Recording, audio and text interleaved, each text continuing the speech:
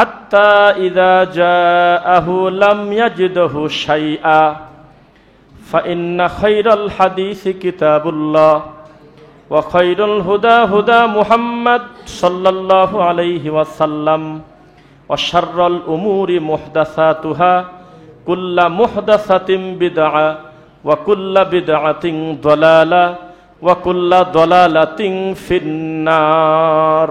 আলহামদুলিল্লাহ, প্রশংসা আল্লাহর জন্য, শান্তি অবতীর্ণ হোক আল্লাহর রাসূলের উপরে। আল্লাহুম্মা সাল্লি আলাইহি আল্লাহুম্মা বারিক আলাইহি। এখন আর শুক্রবার নেই, মাগরিবের সালাত যেহেতু আমরা সমাপ্ত করে ফেলেছি, আল্লাহ সুবহানাহু ওয়া তাআলার অনুগ্রহে সারাটা দিন খুব গুরুত্বপূর্ণ কাজের ভিতর আল্লাহ আমাদেরকে রেখেছিলেন। জুমার সালাতের মাধ্যমে, খুতবার মাধ্যমে, মাগরিবের মাধ্যমে, আসরের মাধ্যমে, এরপরে সালাতের পরে কিছু ভাইদের সামনে আল্লাহর ঘরে দিনই কিছু কথা শোনা এবং বলার পরিবেশ আল্লাহ করে দিয়েছেন। আলহামদুলিল্লাহ। আল্লাহ সুবহানাহু ওয়া তাআলা পবিত্র কোরআনে বলতেছে, ওয়াল্লাযীনা কাফারু আ'মালুহুম কাসারাবিম বিকিআ, যারা সত্য প্রত্যাখ্যান করে কুফরি করেছে তাদের দৃষ্টান্ত হলো মরুভূমির মরীচিকার মতো।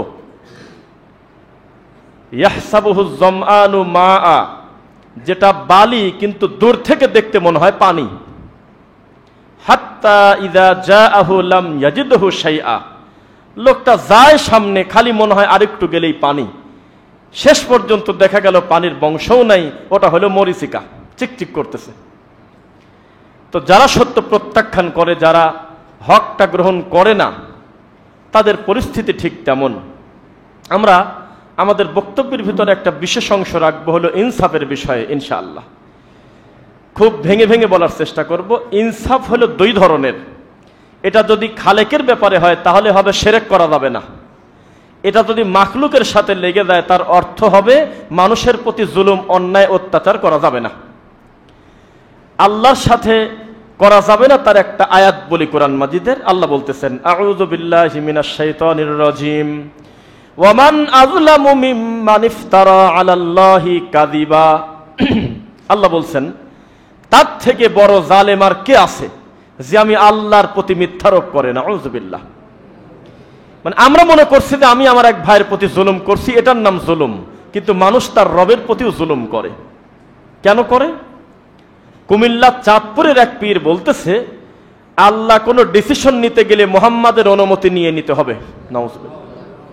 মানে বুঝতে পারে নাই কখন জানি কাফের হয়ে গেছে, কারণ এই কাজটা ছিল আল্লাহর।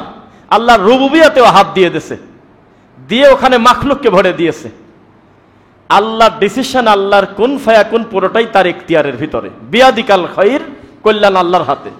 তো ইনসাফ করতে না পেরে বলে ফেলছে মুহাম্মদ এত মূল্যবান সাল্লাল্লাহু আলাইহি ওয়াসাল্লাম যে আল্লাহ নিজেও কোনো ডিসিশন নিতে গেলে মুহাম্মাদের অনুমতি নিয়ে করে। যদি সে বিলটা পাস করতে বলে হবে না হয় হবে না। যুক্তি কি?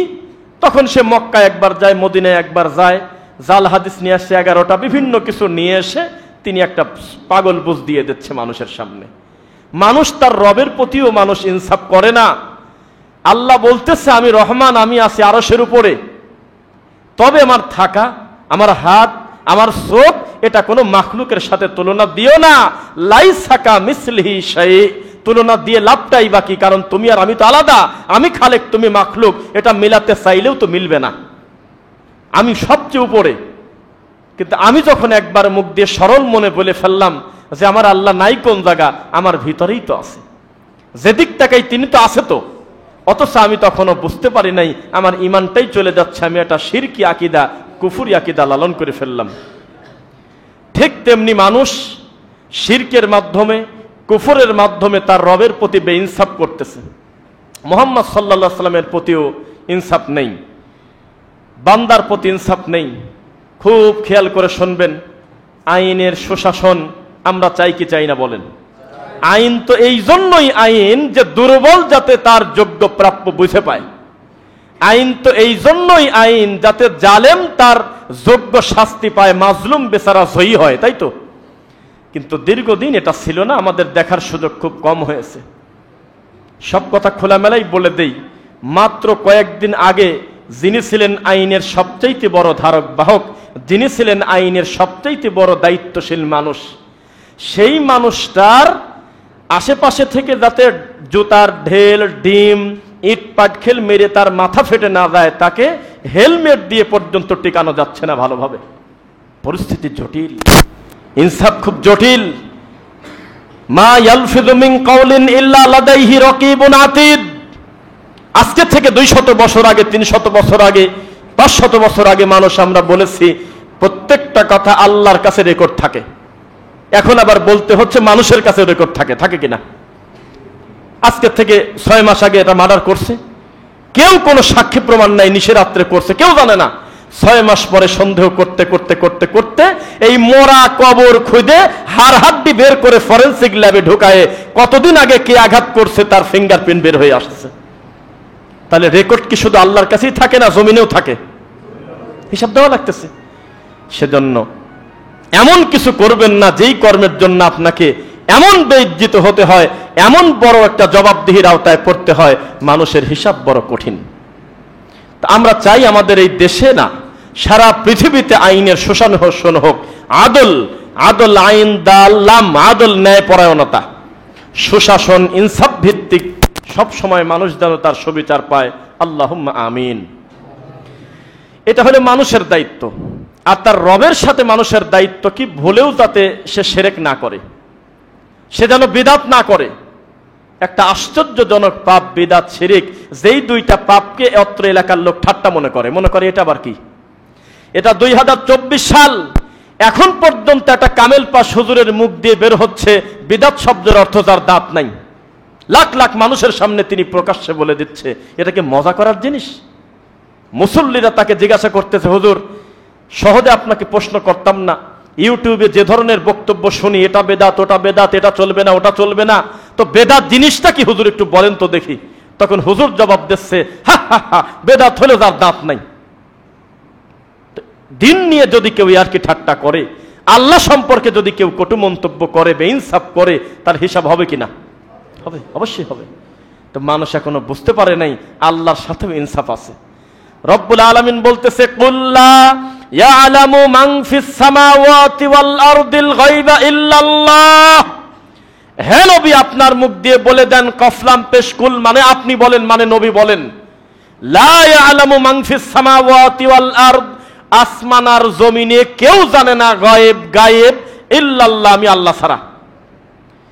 আমি আল্লাহ ছাড়া আসমান আর জমিনে গায়েবের মালিক কেউ নাই, গায়েবের খবর কেউ জানে না। ঠিক পরক্ষণে আমি যদি বলে দেই আমার নবী মুহাম্মদুর রাসূলুল্লাহ সাল্লাল্লাহু আলাইহি ওয়াসাল্লাম গায়েব জানে, তাহলে কি আমি আল্লাহর কথার বিরোধিতা করলাম কিনা? এটা কি ছোট পাপ না বড় পাপ? বিশাল বড় অন্যায়। এই কাজটা ছিল আল্লাহর সাথে খাস। তখন আপনাকে বলতেছে, তো কবরের উপরে খেজুরের ডাল গাললো কিভাবে উনি যদি গায়েব না জানে? পরশুদিন প্রশ্ন করতেছে, পরশুদিন মানুষের ভিতরে ঠেকায় দিয়ে বাস কাউন্টারে অপমান করবে। আমার নবী গায়েব জানে, অবশ্যই তিনি গায়েবের খবর জানে, তিনি গায়েবের মালিক। কেন বলতেছে যে আমার নবী কবরের পাশ দিয়ে হেঁটে যাচ্ছে, আল্লাহর নবী কবরের মাঝখানে খেজুরের ডাল গেড়ে দিয়ে বললেন, যতক্ষণ পর্যন্ত এটা শুকে না যাবে ততক্ষণ পর্যন্ত কবরের আযাব আল্লাহ ক্ষমা করে দেবে। উনি গায়েব না জানলে কিভাবে সম্ভব হলো? তখন আমরা বললাম, আপনার এই কথার ভিতরেই আছে আমার নবী গায়েব জানে না। কিভাবে? আমি বললাম, মুহাম্মদুর রাসূলুল্লাহ সাল্লাল্লাহু আলাইহি ওয়াসাল্লাম ওই মানুষটা জীবনে আর 3 নাম্বার 2 নাম্বার কবরে আর কোনোদিন খেজুরের ডাল গাড়ে নেই। গায়েবের মালিক যদি মুহাম্মদ সাল্লাল্লাহু আলাইহি ওয়াসাল্লাম হতেন, তিনি যদি তার নিজের ইচ্ছা দিয়ে যদি কামালিয়াত অর্জন করতেন, জোর করেই যদি তিনি এই পাওয়ার রাখতেন যে সব জায়গার খবর তিনি জানবেন, তাহলে আমার নবী খুঁটে খুঁটে অনেক কবরে হয়তো খেজুরের ডাল আরো গাড়তেন। একটাতে গেড়ে আর বাকি জীবনে কেন গাড়লেন না? এটা প্রমাণ করে যেই আল্লাহ তাকে জানায়ছেন আপনি গেড়ে দেন, ওই আল্লাহ আর দ্বিতীয়বার কোনোদিন জানায় নেই। ব্যাস শেষ। আর আল্লাহ যদি একবার জানায় ফেলে সেটা আর গায়েব থাকে না। বোঝা কি যাচ্ছে? আবহাওয়া বার্তাবিদ আছে আমাদের দেশে, জানেন নাকি? ওয়ার্ল্ড ওয়াইড বৃষ্টি কখন হবে, কোন দিন হতে পারে, ঝড়ো হাওয়া কি পরিমাণ হবে, মেঘের অবস্থাটা কি, কোন তারিখে, কোন মাসে, কোনক্ষণ, এইটা জানার জন্য একটা আবহাওয়া অধিদপ্তর আছে, প্রত্যেকটা রাষ্ট্রে আছে। তারা আপনাকে একটা সম্ভাবনা দিয়ে বলবে 7, 8, 9, 10 এই 4টা দিন খুব আবহাওয়া খারাপ, বৃষ্টি এবং ঝড়ো হাওয়া ববে। এবং বেশিরভাগ ক্ষেত্রে তা হয়ও তাই। তো এইভাবে যদি জানাটা গায়েবের খবর হয়, বর্তমানে এই বাংলার মাটিতে এমন কোন হুজুর পীর নাই আবহাওয়া বার্তাবিদদের থেকে এই খবর ভালো জানে কেউ। জি না, এটা গায়েব না। ডক্টর জাকির নায়েকের কাছে প্রশ্ন করছিল যে মায়ের পেটে যা আছে আল্লাহ ছাড়া কেউ জানে না, অথচ আলট্রাসোনোগ্রাফির মাধ্যমে তো আমরা 6 মাস আগেই বাচ্চা ডেলিভারির আগে জানি ফেললাম, তাহলে গায়েব থাকলো কিভাবে? বুঝতে পারে নাই। বৃষ্টি কখন হবে আমরা জেনে গেছি। তখন ডক্টর জাকির নায়েক বলল, আচ্ছা তুমি ঠিক পাও কিভাবে যে অমুক অমুক টাইমে বৃষ্টি হবে? তো বলে কেন আমরা মেঘ দেখে বলি। তো বলে মেঘটা কি প্রথম আসমান? না। মেঘটা কি দ্বিতীয় আসমান? না। মেঘটা কি তৃতীয় আসমান? না। মেঘটা কি চতুর্থ আসমান? না। আরে এক আসমান থেকে আর এক আসমান কত হাজার কিলোমিটারের পথটা মানুষ জানে না। এত উপর থেকে বাজেট দিয়ে দিছে, তুমি খালি দেখে দেখে বলতেছো। দেওয়ার আগে বলো তো দেখি কেমন পারো। যে জিনিস দেখে দেখে বলা যায় সেটা কি গায়েব থাকে? আল্লাহ আমার নবীকে জানালেন, জিবরাইল এসে বললেন আল্লাহর রাসূল কবরে আযাব হচ্ছে, কি কারণে হচ্ছে তাও বলে দিয়েছে। এই লোকটা পেশাব পায়খানা থেকে পবিত্রতা অর্জন ভালো করে নাই। তাহলে এই নবী সাল্লাল্লাহু আলাইহি ওয়াসাল্লামকে জিবরাইল যখন একবার বলে দিল, তখন কি সেটা আর গায়েব থাকলো? এই জিনিসটা তাদের মাথায় ঢুকলো না। তারা আল্লাহর প্রতি ইনসাফ করে না, মুহাম্মদ সাল্লাল্লাহু আলাইহি ওয়াসাল্লামের প্রতি ইনসাফ করে না। এবার আসেন, নবী সাল্লাল্লাহু আলাইহি ওয়াসাল্লামের প্রতি ইনসাফ করতে হবে। রাসূলের প্রতি ইনসাফ করতে হলে রাসূলের কবরকে কবর বলতে আপনি বাধ্য। আবার খেয়াল করবেন, রাসূলের প্রতি যদি ইনসাফ করতে চান, তার উম্মত হিসেবে আপনাকে প্রথমে বলতে হবে আমার নবী মারা গেছে, শেষ। এ কথা আপনার মানতে হবেই। 2, আমার নবী মারা যাওয়ার পর দাফন হয়েছে, তার কবরটাকে কবরই বলতে হবে, বাড়াবাড়ি করা যাবে না। মুহাম্মদ সাল্লাল্লাহু আলাইহি ওয়াসাল্লাম গায়েব জানে না, এ কথা বলার ভিতরেই আমার নবীর সম্মান আছে। কিন্তু আপনি যদি তার প্রতি বেইনসাফ করেন, তাহলে হবে কি, আমার সোনার নবীর রওজা মুবারক, আমার রাসূলের কদম মুবারক, আমার রাসূলের আপনার ওফাত মুবারক, বহু কিছু বলে এই মরা কথাটাকে তারা ঢেকতে চাচ্ছে। অথচ যার প্রতি কোরআন নাজিল হয়েছে তার নাম হলো মুহাম্মদ সাল্লাল্লাহু আলাইহি ওয়াসাল্লাম। তাকে ডাইরেক্ট বলতেছে, হে নবী, ইন্নাকা মাইয়িতুন ওয়া ইন্নাহুম মাইয়িতুন, তারাও মারা যাবে, আপনিও মারা যাবেন। আরে মরা মানুষের ব্যাপারে মাইয়িতের থেকে আর কঠিন কথা কি হতে পারে বল? মাইকে কথা হচ্ছে মাইয়িতের জানাজা বাদ জোহর, তো মরা কথার বাকি থাকলো কিছু? একটা মানুষ মারা গেছে, তার সবচাইতে সিরিয়াস কথা মাইয়িত। কি বলছি বলেন? মাইয়িত। এটা জুমার খুতবা না, সবাই কথা বলবেন। এটা খুতবা না, সবাই বলবেন কথা। কি বলছি বলেন তো? মাইয়িত। আমি যদি একবার কোনো মসজিদে শুনি মাইয়িতের জানাজা হলো বাদ জোহর, তাহলে এই লোকটা অর্ধেক মরছে নাকি পুরাটা? মরা মানুষের ব্যাপারে মাইয়িতের থেকে কঠিন কথা হয় এই পৃথিবীতে আমার জানা নাই। সেই কথা আমার নবীর ব্যাপারে আল্লাহ বলতেছে, আপনিও মাইয়িত, তারাও মাইয়িত। তাহলে আমার নবী মারা গেছে, এইটা কুমিল্লাবাসী স্বীকার করে না কেন? এখন বলেন কি বিপদ বলেন?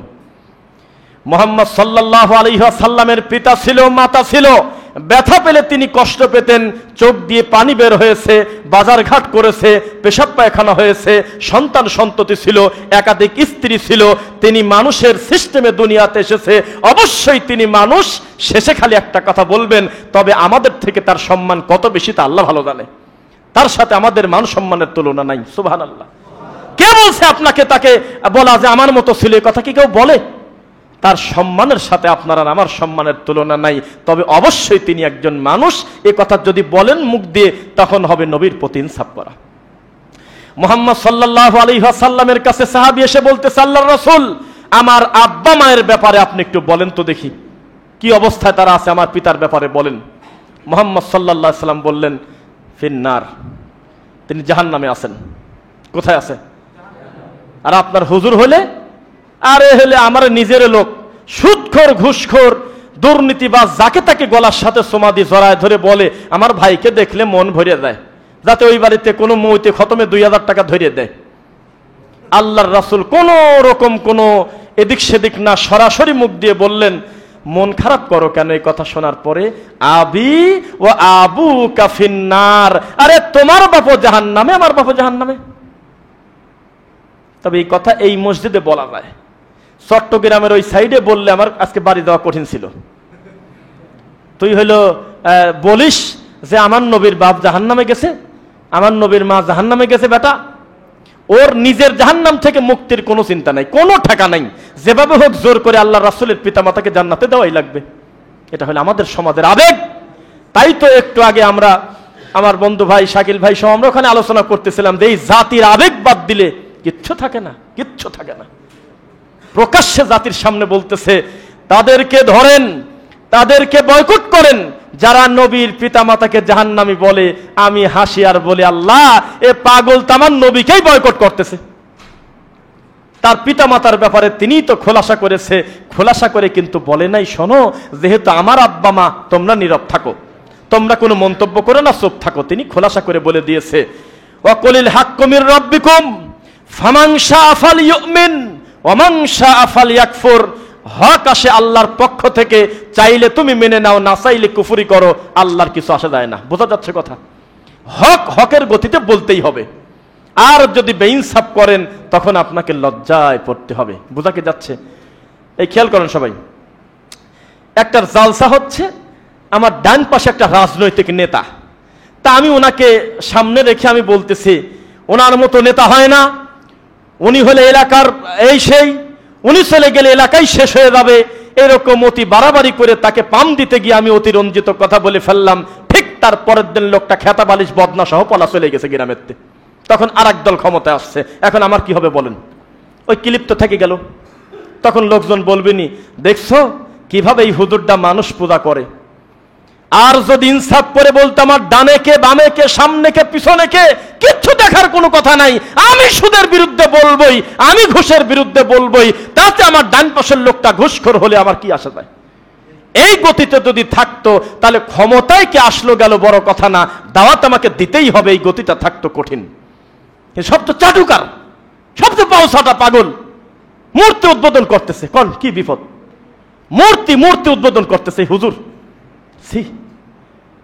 ওই যে আপনারা দেখবেন একজন 10 তলা বাড়ি করছে, একজন সেলিব্রিটিকে ধরে নিয়ে আসছে ফিতা কাটি উদ্বোধন করবে, করে না এরকম? বিশাল একটা রেস্টুরেন্ট করেছে, ওটার ফিতা কাটতেছে একটা মহিলা নিয়ে আসতেছে, নর্তকীকে নিয়ে এসে বলতেছে ফিতা কাটো, আর পিছন থেকে হু হু করে তালি দিচ্ছে, আগুন জ্বালায় দিচ্ছে। হয় না? না করে তো নাকি? উদ্বোধন করে। এটা আশ্চর্য জিনিস উদ্বোধন আমরা দেখলাম। একটা মূর্তি 3 মাস 6 মাস ধরে একটা আর্কিটেক্ট খুব সুন্দর যত্ন করে একটা মূর্তি বানাইছে, ভাস্কর্য বানাইছে, কার তা জানি না। সুন্দর করে বানানো যেদিন কমপ্লিট হলো সেদিন একটা হুজুরকে বলতেছে আপনি মোনাজাত করে দেন, আপনার মোনাজাতের মাধ্যমে উদ্বোধন করব। অথচ মুহাম্মদ সাল্লাল্লাহু আলাইহি ওয়াসাল্লাম হলো পৃথিবীর সবচেয়ে দামি শ্বশুর, তার জামাইয়ের নাম হলো আলী রাদিয়াল্লাহু আনহু।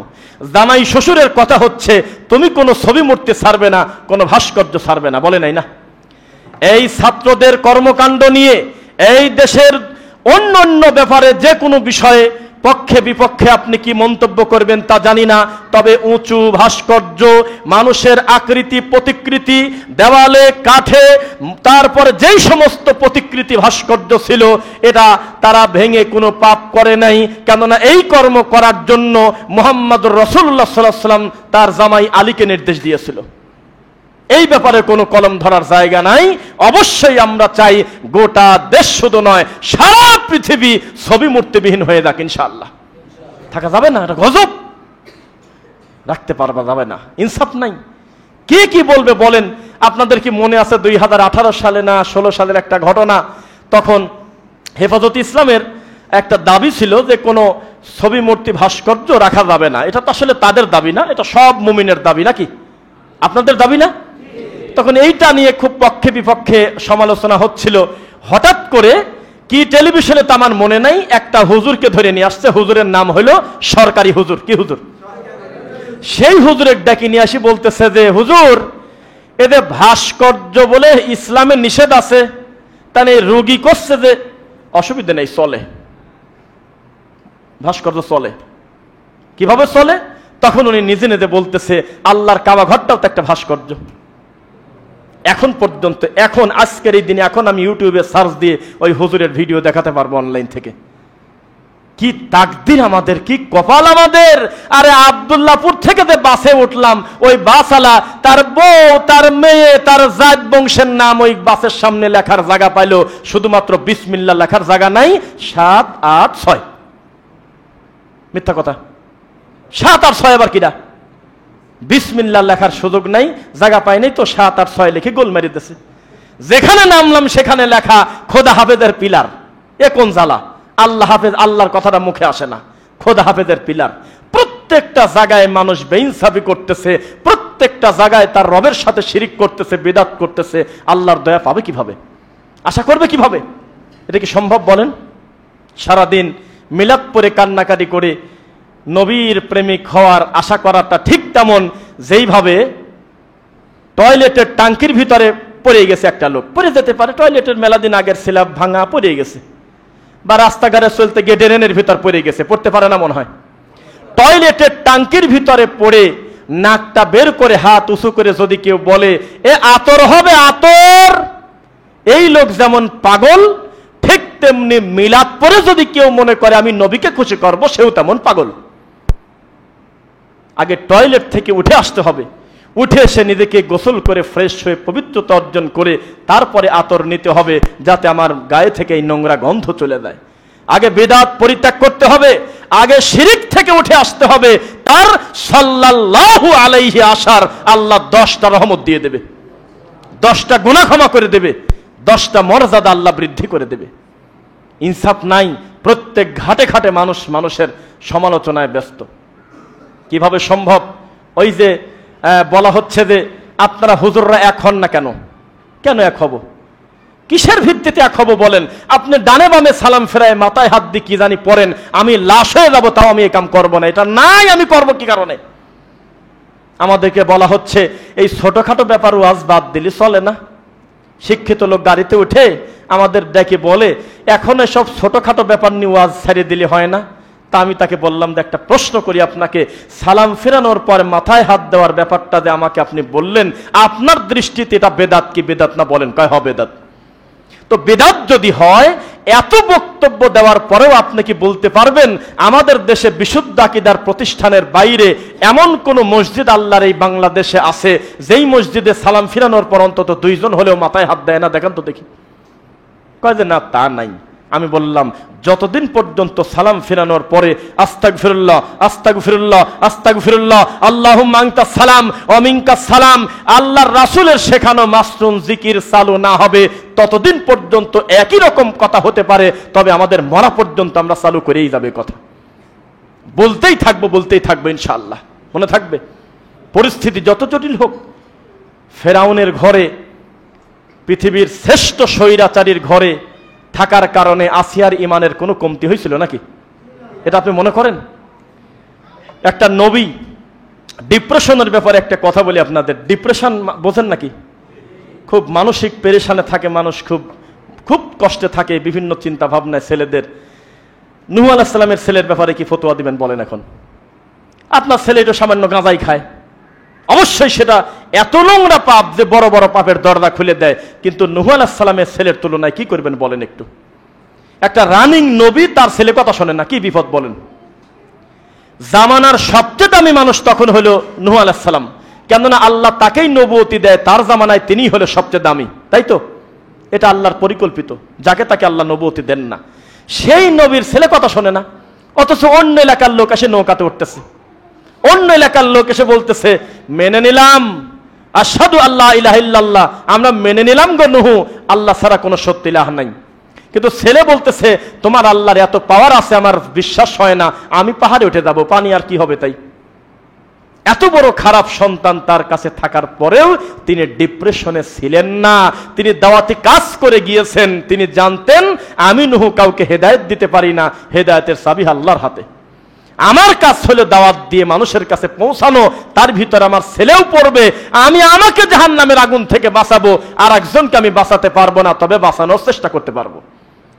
তো মানুষের কাজ হলো দাওয়াত দেওয়া, মানুষের কাজ হলো দাওয়াতটা পৌঁছে দেওয়া। ঠিক সেটার লক্ষ্যে আজকে এই একলারামপুর বড়বাড়ি জামে মসজিদ ইসলামিক দাওয়া সেন্টার, যেটা দীর্ঘদিন আমাদের যুবক ভাইয়েরা একটা দাওয়াতি প্ল্যাটফর্ম করেছে যাতে সত্যটা মানুষের কাছে পৌঁছানো যায়, আলহামদুলিল্লাহ। তারই প্রেক্ষিতে জুমার খুতবা, ইসলামিক হালাকা, দাওয়ার সেন্টারের বিভিন্ন দাওয়াতি কার্যক্রমের মাধ্যমে এতগুলো ভাই এক জায়গায় জমা হয়েছেন, আলহামদুলিল্লাহ।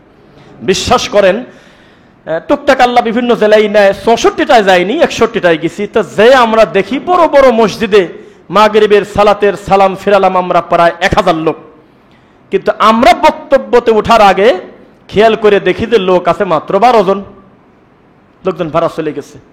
কিন্তু এখানে একটা ব্যতিক্রম, আল্লাহর ঘরটা পূর্ণ হয়ে আছে এবং উপরে আমাদের মা বোনরাও আছে, আলহামদুলিল্লাহ। তো মানুষ যদি নিজে বাঁচতে না চায় তাকে বাঁচাবেন কিভাবে? আরে নবী বলতেছে আব্বারে নৌকায় ওঠো, কয় তুমি যাও, পানি আর কতই হয়, যদি বেশি পানি হয় তাহলে আমি ওদের পাহাড়ে উঠে যাব। আস্তাগফিরুল্লাহ। ঘোষণা চলে আসলো, ইন্নাহু লাইসা মিন আহলিক। এটা ছেলে না তা বলবো না, তবে এটা আহাল না। এটা ছেলে তবে আহাল না, অবশ্যই তোমার ছেলে, তবে এই ছেলে তোমার আহাল প্রহরী হতে পারে না। এমন ছেলেকে তুমি পরিচয়ই দিতে পারবে না, ইমানগত কারণ। মুহাম্মদ সাল্লাল্লাহু আলাইহি ওয়াসাল্লাম আমাদেরকে সতর্কতা করতেছেন, ওয়াইন কুতিলতা ওয়া হুররিকতা, তোমাকে যদি জ্বালিয়ে দেওয়া হয়, তোমাকে যদি জবাই করা হয়, হত্যা করা হয়, তবুও তুমি তোমার রবের সাথে লা তুশরিক বিল্লাহ, শিরিক করো না। বোঝা কি যাচ্ছে? শিরিক বাদ দিলে আর বেদাত বাদ দিলে কি থাকে আমাকে বলেন। এই বক্তব্যটা আমি দিয়েছি, আজকে হয়তো বলি না, এর আগে। এই জাতি কত নিমক হারাম, আমার এই বক্তব্য তার কানে গেলে খুব লজ্জা পাবে, তবে আমি বলে ফেলি। আচ্ছা, নাম বলবো না। মরা মানুষের সামনে কোরআন তেলাওয়াত চলতেছে, জানাজা টাইম দেরি আছে, সে কারণে। জানাজা হলো জোহরের পরে, সকাল 8টা থেকে ওই একটা মহিলা মারা গেছে, মহিলার চতুর্দিকে বসে কোরআন পড়তেছে আর কান্নাকাটি হচ্ছে। ঠিক ওই বাড়িতে, যে বাড়িতে কান্নাকাটি চলতেছে বাইরে, ঠিক ওই পাশেই একটা ঘর, সেই ঘরের দরজা খুললেই একটা কামেল পাশ হুজুর বসে আছে, একটা কোরআনে হাফেজ বসে আছে। তো তাকে জিজ্ঞাসা করতেছে, আপনার একটা সাধারণ মুসল্লি, আসসালামু আলাইকুম। ওয়ালাইকুম আসসালাম। আমার জানা মতে আপনি তো আলেম। জি। তো এই যে কোরআন পড়তেছে মরা মানুষের পাশে, এটা কি ঠিক হচ্ছে? তো সে বলতেছে ঠিক হচ্ছে না, এটা ঠিক না। তো বলতেছে ঠিক না, কি করা যায়? তো বলতেছে আপনি নিষেধ করে দেন, ওরা যেন না পড়ে। তখন তিনি বললেন যে এর থেকে লজ্জার শরমের কি হতে পারে? এত বড় একটা আলেম ঘরের ভিতরে বসে আছে, তার চোখের সামনে একটা চূড়ান্ত বেদাতি কর্ম হচ্ছে, একটা মহিলা মানুষের চায়ের পাশে গোল হয়ে কোরআন পড়তেছে আর কান্নাকাটি করতেছে, একটাবার তুমি প্রতিবাদ করলে না।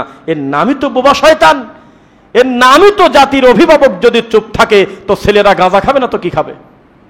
আমি কেন কথা মনে করিয়ে দেবো? তুমি তো চিৎকার দিয়ে বলবে, এই সরো এখান থেকে, মরা মানুষের কাছে কোরআন পড়বে কেন? শত শত বছর তেলাওয়াত করলেও এই লোকটার 4 পয়সার কল্যাণ হবে না।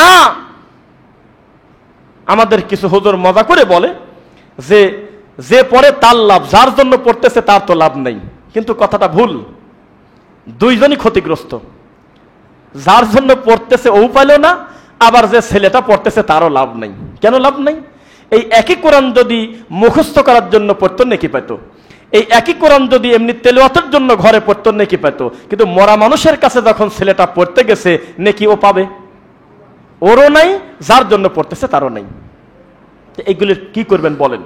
প্রত্যেকটা ঘাটে ঘাটে মানুষের ভিতরে কোনো ইনসাফ নাই। তো কিভাবে আমরা ভালো শাসক আশা করব? কিভাবে আমাদের মাথার উপরে দায়িত্বশীল মানুষ আশা করব? পরিস্থিতি বড় জটিল। গত 15 দিন আগে যার চেহারার দিকে তাকালে মনে হতো ওই গোটা দেশই তার। 20 দিন আগে যার সাথে কথা বলতে মনে হতো একটা ওয়ার্ডের দায়িত্বশীল, একটা ওয়ার্ডের, এটা সাধারণ একটা ওয়ার্ডের দায়িত্বশীল, তার মুখের দিক তাকান দেয় না, কথা বলা যায় না। আজকে সে বালিশ কাঁথা মানেই করে কুল পাচ্ছে না, কোন রাস্তা দিয়ে পালাবে এটা সুযোগ খুঁজে পাচ্ছে না। যার একটা ফোনে 30টা হেলিকপ্টার ঠেকে যাবে, উড়ন্ত বিমান ব্যাক আসবে, এত বড় ক্ষমতাসীন মানুষ, তাকে নৌকায় চলে যেতে হবে। বিষয়টা কি? ইনসাফ কাকে বলে? আল্লাহর কাছে হিসাব আছে। কিন্তু ফাংজুরু কাইফা কানা আকিবাতুল মুকাদ্দিবিন, আল্লাহ পবিত্র কোরআনে বলতেছেন, নজর করো, দেখো মিথ্যাবাদীদেরকে আমি কি পরিণতি করছি, এটা দেখে শিক্ষা গ্রহণ করো। কে জানি লেখছে, ফেসবুকে দেখলাম, ভালো লাগলো, যে ইতিহাসের সবচাইতে বড় ইতিহাস হলো মানুষ ইতিহাস থেকে শিক্ষা নেয় না। কথাটা ভালো লাগছে, এটা সত্য কথা। মানুষ কি ইতিহাস থেকে শিক্ষা নেয়? আপনাকে আমি ভেঙে বলি, আমাদের বাংলাদেশে লাস্ট 1 সপ্তাহ বা 10 দিন 12 দিনের ভিতরে যে কর্মকাণ্ডগুলো ঘটে গেল, এই জিনিসগুলো যদি যে কোনো রাজনৈতিকবিদ যদি একটু সিরিয়াস ভাবে মাথায় নেয়, ও মরা পর্যন্ত আমার ধারণা 1 টাকা অন্যায় মানুষের প্রতি করবে না। এটা আমার বুঝ, আমার মনে হচ্ছে, যদি কোনো রকম ফিকির করে, কোন রকম চিন্তা ভাবনা করে তাহলে আর মানুষের ক্ষতি করবে না, ইনসাফ করবে, ন্যায় বিচার প্রতিষ্ঠা করবে। আমরা আশাবাদী ইনশাল্লাহ। বাড়ির বড় ছেলে, বাড়ির বাপও মাঝে মধ্যে সন্তানদেরকে নিয়ে বসতে হয়, পরামর্শ করতে হয়, তাদের গুরুত্ব দিতে হয়, যেটা আমাদের ভিতরে ছিল না। ডিক্টেটর হিসেবে চলেছে গোটা দেশ। আল্লাহ মানুষ সৃষ্টি করবেন তো ফেরেশতাদের বলার কি দরকার? তিনি তো রব্বুল আলামিন। কাফনুন পেশকুন বললে ফায়াকুন সব হয়ে যায়। সেই আল্লাহ বলতেছে আমি খলিফা পাঠাবো দুনিয়াতে, তোমরা কি বলো? এটা হলো? এটা আপনার মাথায় ধরলো? আপনার মনে হচ্ছে এটা কেন আল্লাহ বললেন? আল্লাহ তো সবই সম্ভব, তিনি করলেই তো পারেন। আপনি বোঝেন নাই, ডিসিশন চান নাই, আল্লাহই করবেন সবকিছু। কিন্তু একটা কথা, একটা সুন্দরভাবে একটা পরামর্শ করে সারা পৃথিবীর মানুষ এখান থেকে শিক্ষা গ্রহণ করবে যে ভালো কাজে আমাদের পরামর্শ করতে হবে। বোঝা যাচ্ছে? আল্লাহ সুবহানাহু ওয়া তাআলা যদি মনে করেন সারা পৃথিবীটা 1 সেকেন্ডের 1 কোটি ভাগের 1 ভাগ সময়ে নাই করে দেবে, পারেন কিনা? উত্তর দেন না। আল্লাহ যদি মনে করেন এই রকম আসমান আরো 50টা তৈরি করবেন, কত সেকেন্ড লাগবে? আল্লাহর সাথে কোনো সেকেন্ডে চলবে না, তিনি চাইলেই হয়ে যায়। এবার আপনাকে প্রশ্ন করি, আসমান কয় দিনে বানাইছে আল্লাহ বলেন তো? জমিন 6 দিন লাগলো কেন? উত্তর দেন। কাফনুন পেশকুন বললে ফায়াকুন হয়ে যেতে বাধ্য, কেননা তার জবাবদিহিতা করার কেউ নাই। আল্লাহ একচ্ছত্ব মালিকানার অধিকারী। সেই আল্লাহর 6 দিন লাগলো আসমান বানাতে, তো মাথার মধ্যে কিছু ঢোকে? হিসাব একটু করছেন আপনারা? কোরআনের আয়াত, আবার অস্বীকারও তো করা যাচ্ছে না, কাফের হয়ে দেওয়া লাগবে। আসমান বানাইছে 6 দিনে, কেন 6 দিন লাগবে? তিনি তো আল্লাহ। তার মানে প্রত্যেকটা জিনিসের একটা ফর্মালিটি আমাদেরকে আল্লাহ শিক্ষা দিচ্ছেন। অবশ্যই তিনি পারেন, কিন্তু তিনি একটা নিয়মের ভিতরে যাচ্ছেন। অত্র এলাকা ঘুরতে ঘুরতে একেবারে অস্থির হয়ে যাবেন। নারকেল গাছে পেয়ারা নাই, আছে? হ্যাঁ, ধান গাছে কি আপনার সরিষার দানা ঝলতেছে? আল্লাহ নিজের নিয়মের ব্যতিক্রম করেন না। তবে তিনি যে করতে পারেন এই বিশ্বাস রাখাটার নাম হলো আল্লাহকে মানা। ফেরাউনের লাশ দাফন হয়ে গেছে কোন কালে? বিবাদানি কালি তাকুন আলিমান খলফাকা আয়া, আল্লাহ নিদর্শন স্বরূপ রেখে দিয়েছিলেন। তবে এখন যেটা আছে সেটা আসলেই ফেরাউন কিনা এই ব্যাপারে আলেমরা দ্বিমত করেছেন, এটা আমি কোনো কথা বলবো না। মানে এখন যাকে দেখে বলা হচ্ছে ইনি ফেরাউন, এটা আসলে তিনি ফেরাউন কিনা এই ব্যাপারে যেহেতু পক্ষে বিপক্ষে আলেম ওলামা কথা বলেছে, আমরা সিরিয়াস ভাবে বলবো না, এটা বলা উচিত হবে না। তবে তার লাশটা আল্লাহ সংরক্ষণ করেছিলেন। কাফেররা দেখবে আর বলবে আল্লাহ, এক টুকরা লোহা ছেড়ে দিলে অস্তিত্ব থাকে না, কোথায় চলে যায়? একটা লাশ 15 দিন পানিতে থাকলে পচে গেলে ছাই হয়ে যায়। আর এই শত শত বছর এই লাশটা আল্লাহ ঝোলায় রাখছেন, তাহলে আল্লাহ পারেন। এটা একটা নিদর্শন। এটা থেকে কেউ শিক্ষা নিতেও পারে, আবার শিক্ষা না নিয়ে উল্টাও হয়। আজকে একজন বলতেছে যে আমাদের আর ঠেকায় কে? দিন যত যাচ্ছে আমাদের যুবক ছেলেরা দিন বেশি বেশি বসতেছে। এটা তো অবশ্যই আলহামদুলিল্লাহ, আলহামদুলিল্লাহ না? তা না, আমি বললাম যে এই আল্লাহতে তো দাওয়াতি কাজ বন্ধ করা যাচ্ছে না, যাচ্ছে? আমি বললাম যে আপনি বলতেছেন যে মাশাআল্লাহ আগের থেকে আমাদের মানহাজের লোক বেশি হচ্ছে, ওদিকে আটরশি বলতেছে গতবারের থেকে গরু 10টা বেশি আসছে। ওদিকে আবার বরিশালে একটা লোক বলতেছে যে আগের থেকে তো এখানে বাস এবার বেশি, জায়গা হচ্ছে না, আরো 200 বিঘা জায়গা নেওয়া লাগবে, মানুষ বেশি। কুল্লু হিজবিম বিমা লাদাইহিম ফারিহুন, প্রত্যেকটা দল যার যার দল নিয়ে সে তৃপ্তি লাভ করে, করে কিনা? কেউ বলে না আমি ভ্রান্ত পথে আছি, প্রত্যেকটা দলের দাবি সেই হলো হক। তার মানে কেউ কাজ বাদ দিয়ে বসে থাকা যাবে না। ওই যে ডক্টর মসলুদ্দিন স্যারের ওই কথাটা, জায়গা কোনোদিন ফাঁকা পড়ে থাকে না, বলে মাঝে মধ্যে, জায়গা কোনোদিন ফাঁকা পড়ে থাকে না। আপনি না গেলে কেউ না কেউ যাবে, যা দখল করে নেবে, জায়গা ফাঁকা পড়ে থাকবে? তো দাওয়াতে কাজ করতে হবে। তাওহীদ দিয়ে যদি মানুষকে যদি সাজাতে না পারেন, শিরিক তার গলার মালা হয়ে যাবে। সুন্নাত দিয়ে লোকটাকে যদি পরিবর্তন করতে না পারেন, বিদআত হয়ে যাবে লোকটার গলার হার। এটাই হচ্ছে আমাদের বাস্তবতা। বোঝা কি যাচ্ছে? মানুষ কত শিরকের ভিতরে, কত বিদআতের ভিতরে লিপ্ত, ভিতর থেকে কান্না বের হয়, ভিতর থেকে কান্না বের হয়। আরে কিভাবে একটা মুসলমান এই কথা বলতে পারে যে আমার কবরে মুনকার নাকির যদি আসে আমি তার কোনো কথা বলবো না, সরাসরি বলবো আমি কিন্তু রেজবিল লোক? এটা হলো, এটা ভাষা? তা আপনার দৃষ্টিতে সে হলো সুন্নি, আসলে সে তো অমুসলিম, সে তো মুসলিম না। কিভাবে মুসলিম হয়? প্রকাশ্যে আমার আল্লাহর ক্ষমতা একটা মাখলুককে দিয়ে দিচ্ছে, মরা মানুষকে দিয়ে দিচ্ছে। সে বলতেছে মরার পরে কালেমার দরকার নাই, আমার কপালে লিখে দিও আমার রেজবি আব্বার নাম। কে রেজবি, কে কিসের কি রেজবি ফেজবি টাইম আছে? আল্লাহুস সামাদ ওয়াল্লাহুল মুস্তাআন আলা মা তাসিফুন। আল্লাহ একচ্ছত্ব মালিকানার অধিকারী। পরিস্থিতি কিন্তু সামনে বড় জটিল। এত খুশি হয়েন না, সারা জীবন মনে রাখবেন এই জমিনে যারা কোরআন সুন্নাহ অনুসরণ করে তাদের বেশি একটা বন্ধু থাকে না। মনে রাখবেন, বেদাতির দলের নাম ভিন্ন কিন্তু সব বেদাতি এক। হিন্দু বৌদ্ধ ইহুদি খ্রিস্টান ঐক্য পরিষদ নাই মনে হয়, নাই না? তা আমাদের সমাজে হুজুররা মাঝে মধ্যে ঐক্য করে, অবশ্যই ভালো।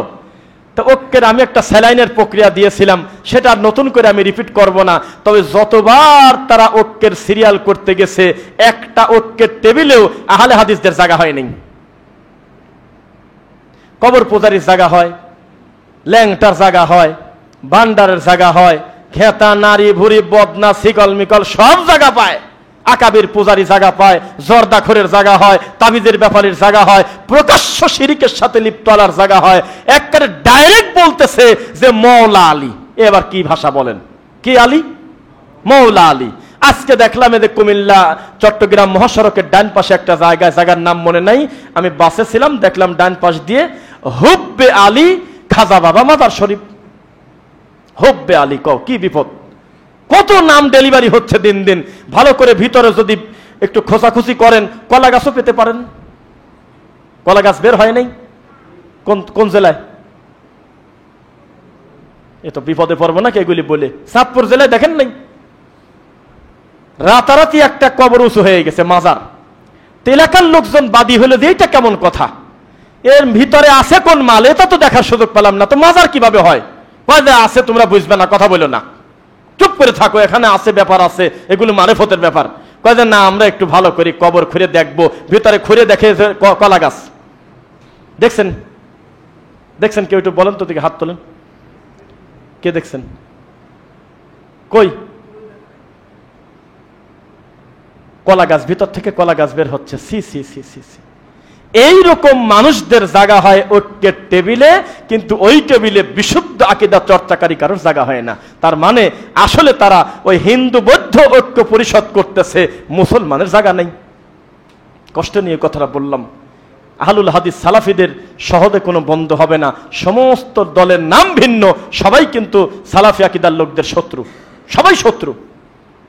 নাম বলবো না, তাও বলে দেই, এই যে মাহফিল সামনে আসতেছে, এই যে প্রধান অতিথি, বিশেষ অতিথি, নারী ভুরিদের কত নাম থাকে, বক্তার নাম খুঁজে পাওয়া যায় না। নাকি মিথ্যা বলছি? জালসার পোস্টারে নাম আছে হলে 390 জনের নাম, বক্তা হলে 3 জন, আর মোট হলে অতিথি। এরা হলো গণেশ, এক একটা কি বলে বিভিন্ন ঠাকুরের নাম, এরকম নাম আছে। কেউ 5000, কেউ 10,000, কেউ 20,000, কেউ 2,000। নাম দেওয়ার কারণে চক্ষু লজ্জায় কিছু টাকা দেবে। এই ছোট লোকের মতো ওই যে বাচ্চাদের খাতনা করে যেমন অনুষ্ঠান করে, এই জালসায় ওই টাকা পাওয়ার জন্যই নাম দিয়ে দিয়েছে। আর এক একটা জোকার বসে থাকে পাশে, দাড়ি নাই, মুছ নাই, মুখের কাছে দাঁড়ানো যায় না, সেজদা দিতে গেলে বিড়ির গন্ধ। এই জোকার এক বানাইছে হলে প্রধান অতিথি। আর এই হুজুর বলতেছে যে আপনাদের সামনে উপস্থিত আছেন এলাকার সম্মান অমুক তমক, এই সেই বলে এই পাগল হুজুর রানিং বক্তব্য ঠেকা দিয়ে ওর কাছে মাইক দিয়ে দেয়। আমি আপনার বয়সে কত বড় ছোট আমি তা জানি না, আমি এটা মেইনটেইন করছি। আমার শত বক্তব্যের ভিতরে 2-1টা এক্সেপশনই অলওয়েজ এক্সেপশন। বেশিরভাগ আমার কন্ডিশন থাকে, আমার বক্তব্য ঠেকায় দিয়ে যদি কোনো অতিথির বক্তব্য দিতে যান তিনি অপমান হবেনই হবেন, শিওর অপমান হবে। কারণ আমি রানিং অবস্থায় ওয়াজ ছাড়ি চলে যাবো না বাড়িতে। এই ছোট লোকদের মাঝখানে ঢোকার কারণে আজকে আলেম ওলামা বেইজ্জত। সময় এসেছে এই প্রতারকদের, দুর্নীতিবাজদের এখন থেকেই প্রতিহত করতে হবে ইনশাআল্লাহ। ইসলামিক জালসা তুমি নাম দিয়ে তুমি ঘুষখোরকে সভাপতি বানাও, তুমি কি মানুষ নাকি একটা? আর তুমি নামাজের পরে মোনাজাত করো, আল্লাহ আমাদের তুমি সুশাসন ব্যবস্থা করে দাও, হক্কানি ওলামায়ে কেরাম যেন আমরা ক্ষমতা পেয়ে দেয়। কিভাবে সম্ভব? তুমি তো 1000 টাকা হলে তুমি ফতোয়া ঘোরায় দিয়ে হারামকে হালাল বানাতে পারো এখনই। এটা হলে আমাদের চরিত্র, এটা আপনার বুঝতে হবে। তো ঠিক তেমনি আমরা দেখেছি, নাম বলবো না, কানা মনে মনে জানা। আরে সি সি সি, ক্ষমতা পায়ে এ পাগল কিসের ভিতরে কি বলবে হুঁশ না পায় বলতেছে আপনি হলে জান্নাতি মানুষ। কিসের সাথে কি বলে দিলে বলেন তো দেখি?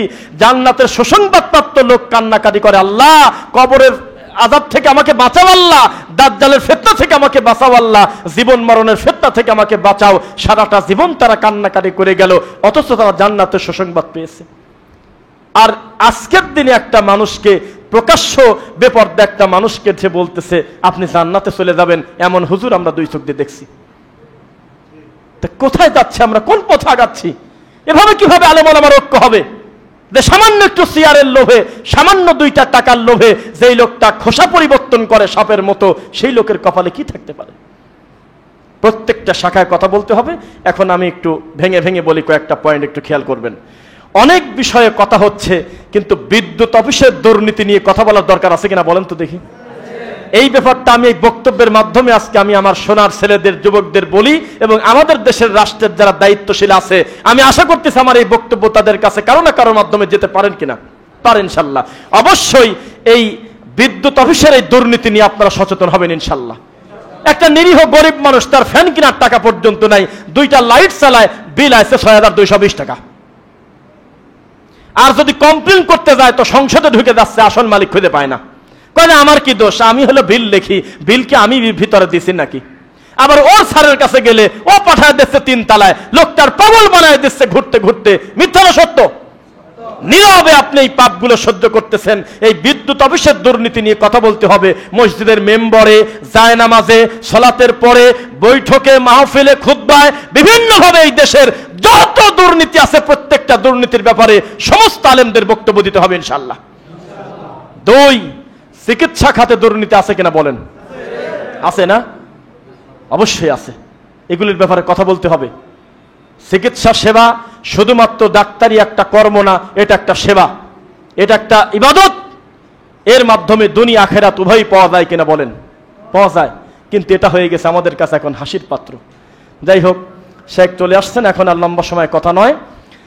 একলা রামপুর কিন্তু আর একলাও নাই, রামও নাই। রামও বাদ, একলাও বাদ। অনেকগুলো তাওহীদ প্রেমী যুবক ভাইদের উদ্যোগে একলা রামপুর দাওয়া সেন্টারটা হয়ে গেছে তাওহীদ প্রেমী মানুষের জন্য একটা গুরুত্বপূর্ণ প্ল্যাটফর্ম, আলহামদুলিল্লাহ। আমি আপনাদের বলেছি, বহু বড় বড় প্রতিষ্ঠান আছে, মাসেও একজন দায়ী আনতে তাদের হিমশিম খেতে হয়, যে কোনো কারণ হতে পারে, হোয়াটএভার। কিন্তু এখানে প্রতি সপ্তাহে বা মাসিক হালাকার ব্যবস্থা আমাদের ভাইয়েরা করেছে। এই ভালো কাজে যত বেশি উৎসাহিত করবেন, তাআওয়ানু আলাল বিররি ওয়াত তাকওয়া ওয়ালা তাআওয়ানু আলাল ইসমি ওয়াল উদওয়ান। সৎ কাজে বেশি বেশি প্রতিযোগিতা করে ভালো কাজে পরামর্শ দিবেন, সহযোগিতা করবেন। আপনার আর্থিক সহযোগিতা হতে পারে, ফিজিক্যালি সহযোগিতা হতে পারে, উপস্থিত থেকে যে কোনোভাবে এই ভালো কাজের সঙ্গে আপনি যুক্ত থাকবেন ইনশাল্লাহ। আমার চোখের সামনে একটা লোকের গাড়ি উঠতেছে না উঁচু জায়গায়, দৌড়ে যাচ্ছে যাতে আমি গিয়ে হাত দিতে পারি। আমি হাত দেওয়ার আগে 3 জন হাত দিয়ে উঠে ফেলছে, ওরা উঠায় যে নেকি পাবে, আমি হাত দেওয়ার আগেই আল্লাহ আমাকে নেকি দিতে পারেন আমার তাকওয়ার কারণে। চেষ্টাটা আপনার ভিতর থাকতে হবে, হবে কিনা? তো এই জন্য দাওয়াতি কাজ করতে হবে। আর ওই শেষে যে কথাটা বললাম, অতিরিক্ত বাড়াবাড়ি করতে গিয়ে এমন কোনো শব্দ মুখ দিয়ে বের করা যাবে না যেই শব্দের জন্য পরবর্তীতে আপনাকে লজ্জিত হতে হয়। তারপরেও আমরা মানুষ, আমাদের ভুলভ্রান্তি হয়েই যাবে, যাবে কিনা? একটা জিনিস আপনি মনে রাখবেন, বেশ কিছুদিন আগে আপনি বাড়াবাড়ি করতে গিয়ে যাকে সর্বোচ্চ চেয়ারে বসায়েছিলেন, আজকে তার পরিস্থিতি এমন, একটা বদনা হাতে করার টাইম পর্যন্ত নাই। এই জন্য আলেমুল আমার একটা গতি থাকবে, আমার ডানেকে বামেকে দেখার সুযোগ নাই। আমি আগেও যেমন এখনো তেমন। ইব্রাহিম আলাইহিস সালাম পারলে আমি পারবো না দাওয়াতি কাজ করতে? তিনি এত কষ্ট করে দাওয়াতি কাজ করেছেন, আমি আমার জায়গা থেকে আমি চেষ্টা করলে পারবো না? হয়তো আমার পরিধি কম হতে পারে, তবে আমার দাওয়াতি কাজ করতে হবে, এটা বাধ্য। মনে থাকবে ইনশাল্লাহ। কাউকে অবসর থাকার সুযোগ নাই, অবসর বলে কোনো কথা নাই, মুমিনের কোনো অবসর নেই। মুসলমানের মাথা ব্যথাও লাভ, মুসলমানের শরীরে একটা কাঁটা পর্যন্ত ফোটে না যেই কাঁটা তার গুনাহ ক্ষমা করার জন্য আল্লাহ দেন না। মুমিনের কোনো লস নাই, করোনা লাভ, গাড়ির নিচে পড়া লাভ, পানির নিচে ডুবে মরা লাভ, মুমিনের কোনো লস নাই। আছে কি? লস নাই। তাহলে আমাদের নিজেদেরকে মুমিন করতে হলে ইনসাফ ভিত্তিক আল্লাহর তাওহীদের উপরে আমাদের থাকতে হবে ইনশাআল্লাহ। মনে রাখবেন, বিশুদ্ধ আকীদার যারা চর্চা করে, কোরআন সুন্নাহ যারা অনুসরণ করে, এ জামানায় কোনোদিনও তাদের বন্ধু খুব একটা ছিল না। এটা বাস্তব কথা, এটা সত্য কথা। লক্ষ লক্ষ জনতা হবে না, বক্তব্য থামানোর সাথে সাথে নারায়ে তাকবীর বলে চিল্লাচিল্লি করবে না, এরপরেও আপনাকে কঠিনভাবে দাওয়াতে কাজ করতেই হবে। তাই তো শেখের সাথেই আমরা একদিন ঢাকা সৈয়দপুরে একটা প্রোগ্রামে গিয়ে বলছিলাম, পরিস্থিতি এত জটিল, এই জমিনে আল্লাহ সবচেয়ে বেশি যাদেরকে দিয়ে তাওহীদের খেদমত নেয়, তাদের বক্তব্যের নিচে কমেন্ট পড়া যায় না। এ গালি শুরুই করতেছে, তুই হলো ইসরায়েল, তুই খ্রিস্টান, তুই আমেরিকার দালাল। এটা একটা হুজুর মানুষের মুখের ভাষা। নামের আগে আছে মুফতি, হাফেজ, তারা লিখতেছে তুই খ্রিস্টান, অথচ লোকটা সূরা ইখলাস পড়ি ছেড়ে দিয়েছে নেটে। অথবা আকীদার উপর একটা কথা, তাওহীদের উপর একটা কথা, বিদআতের ব্যাপারে একটা কথা, সুন্নাহর ব্যাপারে একটা কথা দিয়ে দিয়েছে, তারপরেও লিখতেছে তুই খ্রিস্টান। এজন্য আপনি মনে রাখবেন, তারা গালিটা দেওয়া একটা ইবাদত মনে করে, আপনাকে গালি দেওয়াটা তারা একটা ইবাদত মনে করে। আপনার কাজ আপনাকে চালায় যেতে হবে।